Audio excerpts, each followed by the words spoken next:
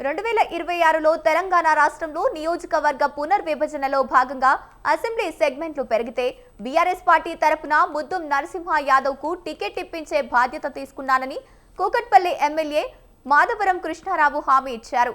Old Bowenpally division corporation Maddam Narasimha Yadav జన్మదిన వేడుకలు ఆయన నివాసంలో అట్టహాసంగా జరిగాయి.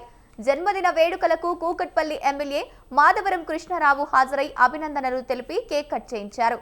హ్యాట్రిక్ కార్పొరేటర్ గా ప్రాతినిధ్యం ప్రజలలో ఉంటూ సేవ చేస్తున్న మద్దం నరసింహ యాదవ్ భవిష్యత్తులో రాజకీయంగా ఎదగాలని ఆకాంక్షించారు.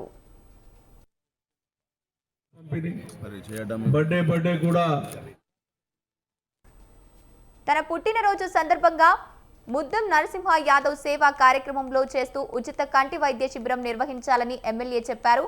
దాదాపు 450 మందికి కంటి అద్దాలు పంపిణీ చేశారన్నారు. 60 మందికి ఆపరేషన్లు చేయించి ఆదర్శంగా నిలుస్తున్నారని అన్నారు. అభివృద్ధి సంక్షేమ కార్యక్రమాలతో నిత్యం ప్రజాసేవ చేస్తూ తనకంటూ ప్రత్యేక గుర్తింపు సంపాదించుకున్నారని చెప్పారు.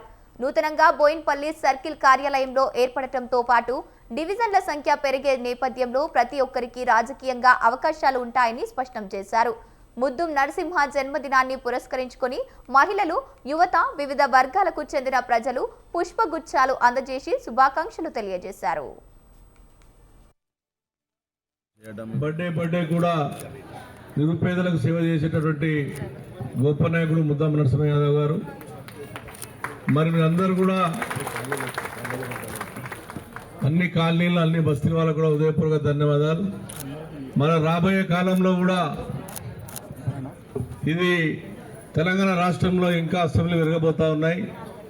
నీకు హామీ ఇస్తా ఉన్నాను, మేము టీఆర్ఎస్ పార్టీ నుంచి ముద్దం నరసింహ టికెట్ ఇప్పించే బాధ్యత నేను తీసుకుంటా. బాధ్యత తీసుకోవాలి. రేపు కార్పొరేషన్ ఎలక్షన్ ఉన్నాయి. రేపు కార్పొరేషన్ లో కూడా మీరు అందరూ దయచేసి మేము చేసిన అభివృద్ధిని చూసి రేపు మేము చేసినటువంటి ఏదైతే డెవలప్మెంట్ చేసామన్నటువంటి చూసి 2 డివిజన్లు అయినాయి. అన్న మీకు వార్డ్ ఆఫీస్ కూడా మీ ఇక్కడనే జోనల్ బోయినపల్లికి వచ్చింది.